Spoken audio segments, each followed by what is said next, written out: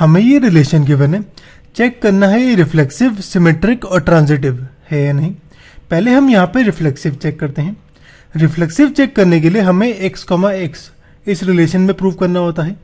अब x and x यहाँ पे सेम पर्सन है। अगर मैं यहाँ y की जगह x डाल दूँ, इसका मतलब x is father of x हो जाएगा, जो कि पॉसिबल ही नहीं है, वो खुद का फादर नहीं हो सकता। इसका मतलब यहाँ पे x, x does not belongs to R.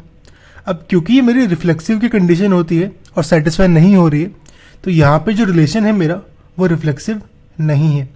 अब हम सिमेट्रिक चेक करते हैं। सिमेट्रिक चेक करने के लिए हम मान लेते हैं कि x है फादर ऑफ y का। अगर उल्टा कर दें तो मेरा y फादर ऑफ x नहीं हो सकता, क्योंकि यहाँ पे y सन होगा x का। अब यहाँ ये लाइन का मतलब है कि x, y इस रिलेशन में है, यानी x, y belongs to r। ऐसे ही अगर उल्टा कर दूं, x की जगह y डाल दूं, y की जगह x, तो मेरा y फादर ऑफ x नहीं है, यानी y, x does not belongs to r।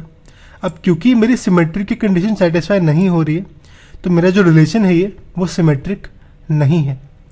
अब हम ट्रांजिटिव चेक करते हैं। ट्रांजिटिव चेक करने के लिए हम मान लेते हैं कि x है फादर ऑफ y, ऐसे ही y है फादर ऑफ z। तो यहाँ पे x मेरा फादर ऑफ z नहीं हो सकता, वो तो ग्रैंडफादर होगा। अब यहाँ पे ये स्टेटमेंट का मतलब है कि x, y belongs to r है। ऐसे ही ये स्टेटमेंट का मतलब है कि y, z belongs to r है। अब x cannot be father of z का मतलब कि x, z इस रिलेशन में नहीं है।